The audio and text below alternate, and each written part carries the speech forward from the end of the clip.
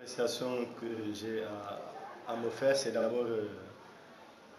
l'engagement et la disponibilité des autorités administratives et élus locaux, mais également une fervente volonté des acteurs à la base, des associations, de manière diverse, à pouvoir prendre conscience que la question de l'enfant est encore un problème et que chacun de nous devra se lever, être ensemble comme un seul homme pour essayer d'éradiquer ces différents fléaux qui gangrènent l'enfance. Aujourd'hui, nous sommes, comme vous l'avez si bien dit, ici à Niaguis pour installer le troisième comité, à savoir le comité de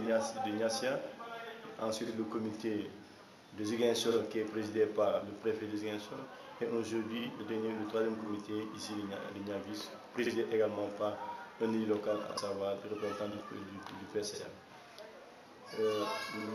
Mon sentiment, c'est que notre objectif a été atteint. C'est comment il fallait faire pour identifier l'ensemble des acteurs qui interviennent d'une manière ou d'une autre dans le cadre de la problématique de l'enfant,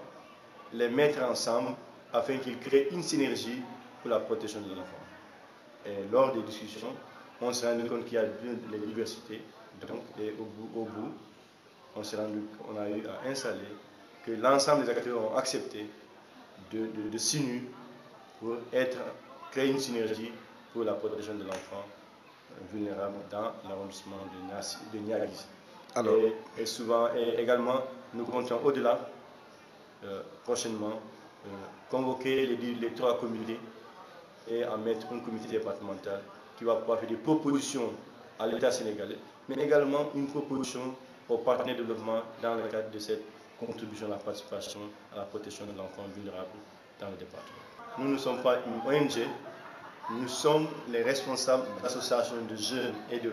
femmes au niveau local qui avons pris connaissance effectivement de ces limites des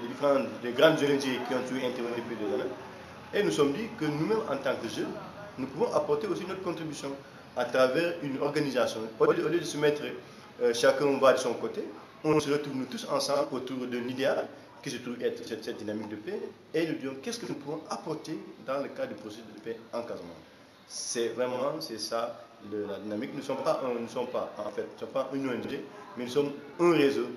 de leaders, d'associations de jeunes et de femmes qui ont accepté de travailler pour leur propre localité, pour le développement de leur terroir. C'est ça qui est le fondement de la dynamique.